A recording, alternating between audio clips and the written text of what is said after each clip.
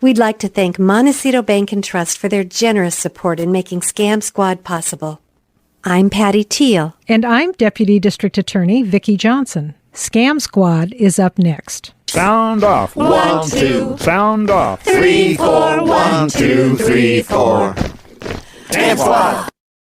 Welcome to Scam Squad. I'm your host, Patty Teal, here as always with Deputy District Attorney Vicki Johnson.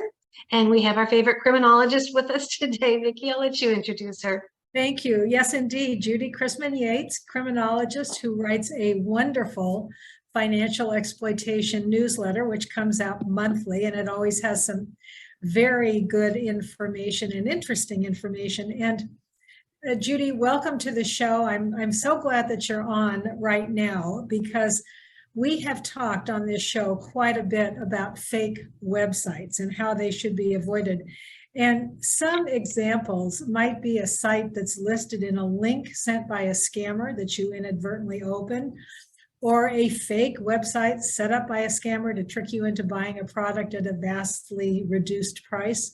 Or sometimes if you Google a company or an organization, the first couple of sites that come up just might be fake.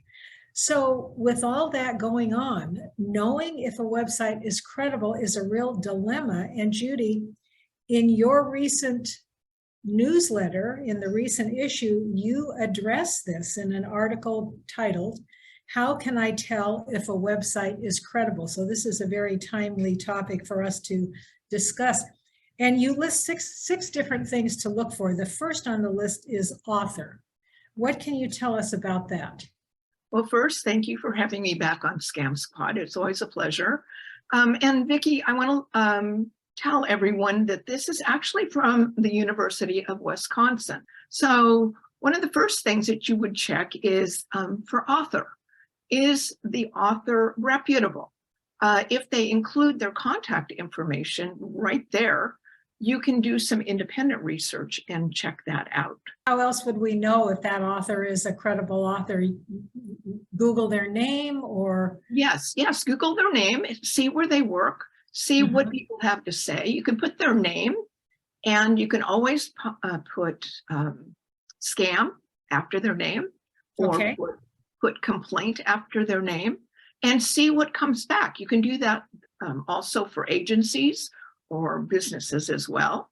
And you can even do that for a website, and you can put the website name and put, complaints. And I would imagine if the author of a particular article, depending on the topic, is associated with a good university, that would give that article a lot more credibility, assuming that person is really associated with that institution. And that would be an easy Google search, I would imagine. So it sounds like there are ways that you can actually research the author and find out if it's a credible person that you're dealing with there. So also checking the date and the source of a website is recommended. So please explain what that means. Okay, so a date is always important. The world is moving so quickly now, the information is moving so quickly. You don't want to be looking up information that's 1, 2, 10, 20 years old, or maybe you do. Maybe you're looking at it historically. So the date is really important. And by the way, also on the credible websites, it's a credible website is very much like a book or a scholarly article, and they typically will cite the source where they, took the original information. So that's important as well. And what about imposter sites that look like they're the real company? How can we tell if it is who they say they are? Well, when in doubt, do your homework. Ask in a separate search and find out if there are complaints. Go to the Better Business Bureau, check it out there. And also, I know that Vicki has asked me to talk a little bit about the domain name. So the domain name is really important. A domain is very simply the internet address. That's a very simple explanation of how that works. But there is a .com, a .gov, a .edu, education, a .mil, military, or a .org. And it turns out that certainly the military and education and gov are typically, those are the highest rated credibility that is out there. But even in that address, a scammer could change one letter. And so you just really have to be very careful. But the one to really watch for is .org. A lot of people think that that is really safe. A .org is typically for not-for-profit organizations, or at least that's what I thought. But it turns out anyone can buy a .org domain. Okay. And they may not have to pay anything. There are good deals on buying those. So if you have a .org and you're suspicious, one more time, do a separate search, do your homework. So there's something about looking at the address of the site, and explain to me what that means. I mean, I'm assuming that whatever, so my address would be the county. So at Santa Barbara County. Right. And so if you hover your mouse over that site, you would expect that it would come up with exactly that. Is that correct? Exactly. So that's part of the domain name. Okay. And also you might find something that says .us. That means it's from the United States. Or if you saw AU, that would be Australia. And if you see a couple of letters in there and you're not sure what it is, put that into a search engine and ask. So if you hover over my address, it's going to come up exactly what I show. If you hover over it with your mouse and it comes up with something else, does that indicate you might be dealing with the scam? Absolutely. It's somebody else. You know, they maybe change the name to look like it, but the address is different. And one more time, you can actually copy that address into a search and see if that comes up for that organization. Okay. So the last two items on the list are site design and writing style. Please give us some examples of how that can tip us off whether or not we're dealing with a credible website or something else. Well, if you're selling something or you're presenting information, you want to look professional.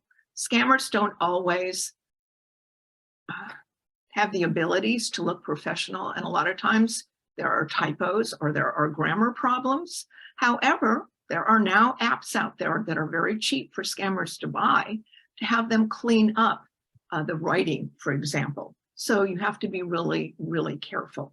So, you know, do your homework. Okay, and by doing your homework, you mean looking at the site, Googling the site, finding if the site has any danger warning signs. Yeah. Use your gut, and if things don't look right, then check it out. Okay. So in the next section of your newsletter, you talk about a scam where somebody accidentally sends you money and then wants it back. And we've talked about that a little bit on this show. How does this scam work, and can you give some examples? Sure.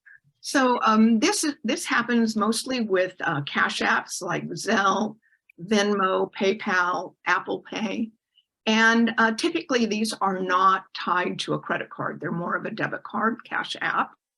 And what happens is scammers go to the dark web and they steal credit card information for these apps. And then they just randomly send out all these texts and emails to all of us all the time, over and over. And they go, oh, we accidentally sent you the money. And, you know, they're expecting you to reply back. And I have to tell you, there are a lot of wonderful people out there that don't want to take something that is not theirs. Well, what happens next is the scammer takes that address and then ties it to their cards. And when you actually go out there and click on the link that they provide you, you're sending the money to the scammer. All right, you're not sending it back to the person that lost it. Eventually, that person is likely to find out that, you know, money's been taken out of their account, and they'll go to their financial institution. And once they do that, that's when the money is going to come out of your account. right? So the money does go there, but it's going to come out because it was from a stolen credit card. What you're doing is you're basically sending them clean, laundered money. So you have to be really careful. You should never send back or respond to somebody that you don't know. And if they sent you, money and you don't know them, too bad. Go down to your financial institution, report it, wait, certainly don't spend that money because it's very likely to be stolen and it'll be removed from your account once it's discovered. So I'm a little in the dark about using Venmo or any kind of PayPal, anything like that. I just don't. So how would somebody approach me with this scam? Let's say I have a Venmo account. How might somebody approach me, the scam? You get a text and it says, a legitimate one. I had somebody that owed me money and I had never heard of any of that. This was a few years ago. And they said, so-and-so wants to send you $600 to Venmo or to Zelle. And it's like, what? So I called them up and I said, what's this all about? Is this a scam? And they said, no. I forgot I owe you money. I want to send you 600 this way, and then I'll send you 600 next month, same way. And I go, well, I wrote you a check, so how about sending me a check? Because I don't have an account. Oh, no, I don't use checks anymore. This is a young person. What can I say? Right. So I go down to my financial institution and I say, I want to establish a Cash App, in this case, Zelle.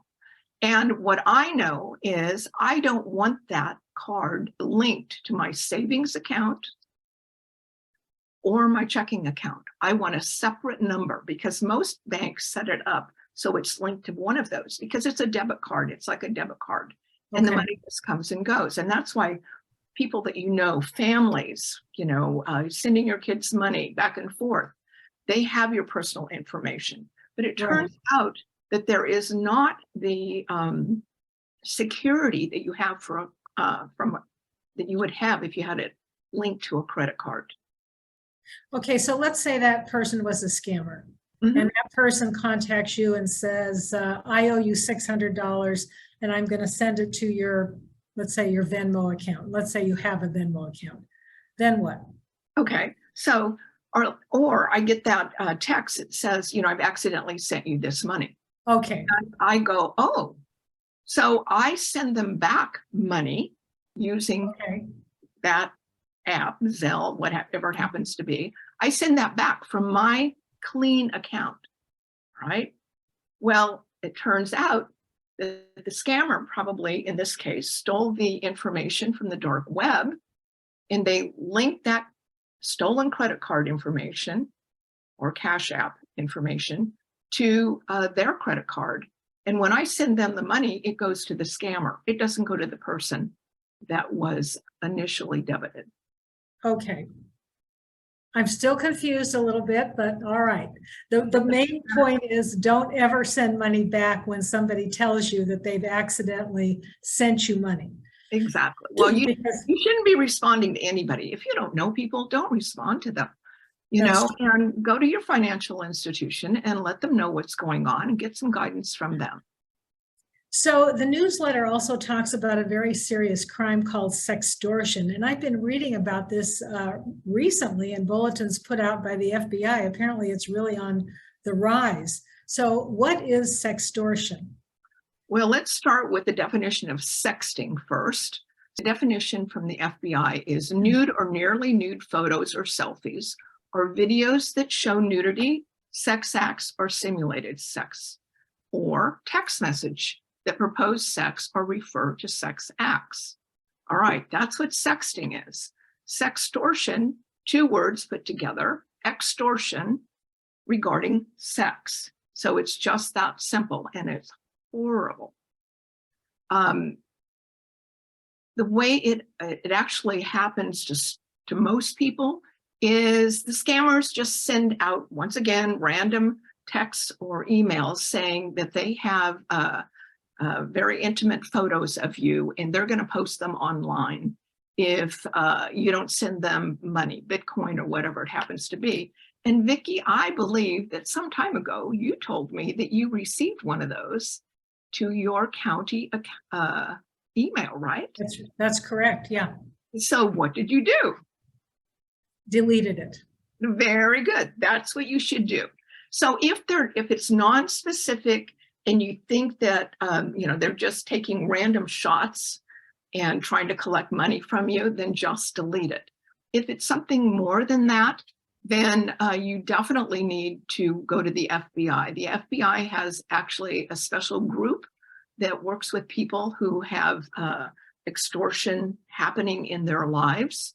And with young people, one of the things that the FBI is finding is that a minor thinks that they're talking to someone their age. Mm-hmm. And then they're sharing information and they're building relationships. And this happens with adults as well. Of course, it's much worse for minors. And what happens, and the reason it's so horrible, such a horrible crime, is you don't know what to do. If you have your personal pictures out there, right? How are you going to get them back? And the FBI can help you with that. Well, and that's the context that I've been hearing about sextortion, and it particularly seems to be targeting young men these days, where they get into what they think is a relationship with somebody, kind of like a romance scam, actually a romance scam, and they start exchanging intimate photos. And then pretty soon that wonderful romancer turns into an extortionist and says, hey, all those wonderful pictures you sent me, those very intimate pictures? Well, unless you pay me some money, I'm going to spread those out on the internet. And of course, most young people really can't handle that kind of thing happening in their life. They're hugely embarrassed and they're worried about what their parents and their friends are going to think. And that's a kind of sextortion that I've been hearing a lot about, particularly with young men. So how serious a threat is this? Well, I don't think it gets worse. I mean, it's just horrible. And one of the problems is people don't want to talk about it. I have actually had some experience on the side for young people that have, sent a nude photo. Mm-hmm. And what I say, number one, and I mean, it sounds really silly, but certainly don't include your head. Nothing that identifies you, so that it's out on the internet for the rest of your life. Right. But in that case, people a lot of times think of suicide because they don't see any way out. Even worse than the romance scams because of the humiliation, and they don't know what to do. Yeah. And, young kids don't want to go back to the school because something may have been sent virally through, that high school or whatever it happens to be. But it's a very scary crime. And I have heard that it can sometimes lead to suicide because the person just can't face up to the humiliation and embarrassment if these pictures got out. And as you said, what a person should do if they've experienced this is go right to the FBI because they have, I guess, teams in place to deal with it. Absolutely. And I have links that will be added to the podcast and the YouTube. So it has the 1-800-CALL-FBI or go down to the local office. But they do have literally trained people to help you with this. You're not alone in it. And it's a serious crime. That is a serious crime. And it's so good to know that you are not alone if you've been exploited this way. And that is a good segue into another topic, talking to people about these frauds, educating ourselves and others. And this is certainly something that a parent should talk to their children about. And start having that conversation with family and friends. So it can be a kind of delicate topic. Do you have some suggestions for how to do that? How to educate family members and friends about these various frauds and scams? AARP put together good 4 tips. And the title of it is Talking to Your Kids and Grandkids About Fraud. But why that is so important. On this program, we talk a lot about seniors, and people think that it's just senior citizens that are getting scammed. But I can tell you from experience, it is every age group, every ethnicity, every size. It does not matter. We're all in this together. People just want our money or our personal information so that they can use it for whatever purpose. And this gives actually seniors a good opportunity, because a lot of them are much wiser on maybe not the technology, but on human behavior. Because what I find is the kids know, the younger people know technology, the older people know psychology, human behavior. So it's time to share and engage in that. Start a conversation with anyone, no matter what their age, and just open up and say, have you heard about this one? Have you heard about that? What do you think about this? And, let them know that you're ready to listen, and that, you know that you're vulnerable as well. You have to be careful also to not judge. Sometimes even with my experience, I have people tell me things and I just want to roll my eyes, shake these people and say, really? You cannot do that. If someone is confidentially telling you something, you have to be very careful. Save that eye rolling for when you're alone, and share safe tips about, online. If you're online, what you might do. If you're at social media, if you can talk about sexting or sextortion. I mean, the way you start that is, have you ever heard of that? Is that happening? And, you'll tell right away if they're willing to talk about it, whatever their age happens to be. But another thing is to show an interest in their technology. Oh, what kind of phone, what kind of computer do you have? And when you do that, you're going to learn a lot. I learn every single day. And it also gives you the opportunity to say, well, now, do you have a password on that phone? And they go, what? And you talk to them about, why you have a password or whatever it happens to be. So you will both benefit from these conversations all the time, and they need to be ongoing. This is just the way of the world, I'm sorry to say. It really is. And sharing tips, sharing red flags, things that we know are red flags, particularly having to do with romance scammers and how they suck you in. And then before you know it, you're trapped in a relationship that's not healthy and that is draining you of money or worse, your reputation. So if you're a young person. So I think sharing the red flags that we all know about is really a good thing to do during the course of these kinds of conversations. So Judy, as always, thank you so much for these good tips and good advice. And I just have to ask you, how many years have you been writing this newsletter about? Oh, gosh. When I used to run the financial abuse specialist team in Ventura County, I started with always having enough things that I wanted, to fill in any moments in the meeting, to make sure. So I have probably been doing it at least 15 or 20 years. And I do it as a community service. Life has been good to me, and I live small. So I like to do it as a community service. And the website, or not the website, but the newsletter really is there are things that people ask me questions about or I find interesting, and I research. And what I do is I try to find links, just like we were talking about credible websites. I try to find links that are credible and list those that have information so that people can look those up on their own. And a matter of fact, I'm coming up with one on, Wikipedia.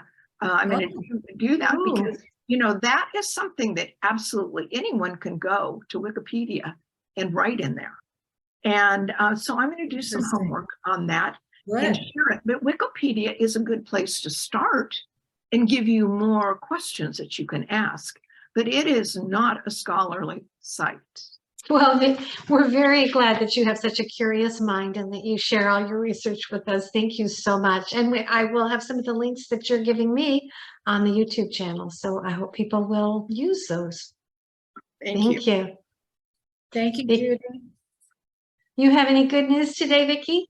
Well, I do, as a matter of fact. And this came from the NAPSA Scam Forum, which is run by Debbie Dean and Steve Baker, two people who know a lot about scams. Debbie Dean used to work for the FBI as a victim advocate, and she is an expert in scams. And they run a forum where people who are involved with seniors can engage and learn how to deal with victims that have been scammed. But here's the information that she has. As a result of the Elder Abuse Prevention and Protection Act of 2017, that's quite a mouthful.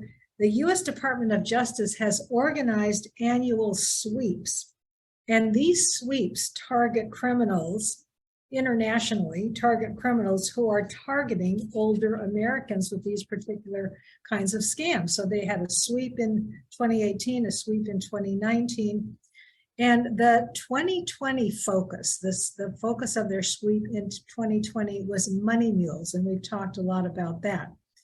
And they arrested over 400 defendants globally who are responsible for more than $1 billion in stolen money. And this is the interesting part to me. Not only are they doing these sweeps, but most of these victims were identified through the FBI website, www.ic3.gov, or the ftc.gov, www.ftc.gov, Federal Trade Commission. So I always talk about reporting if you've been scammed to those particular sites, and you always think, well, it's not going to do me any good. It's really not going to get my money back. These are big agencies. They're not going to take any action on my little case. But they use this information to put together these very, very large task forces involving other countries and getting law enforcement in other countries involved. And they actually do end up arresting and prosecuting many, many, many of these fraudsters. So don't hesitate, please, to put your information out there on IC3 or ftc.gov. Gosh, that's a good reminder, Vicki. And I know you have a number as well. If people either live in Santa Barbara or would like to share their story on Scam Squad, how would they call you? Area code 805-568-2442. And again, that's 805-568-2442. Thank you, Vicki, so much. And thank you, Judy. Thank you. It's always great. Okay, talk again soon. Bye-bye now. Bye. Bye.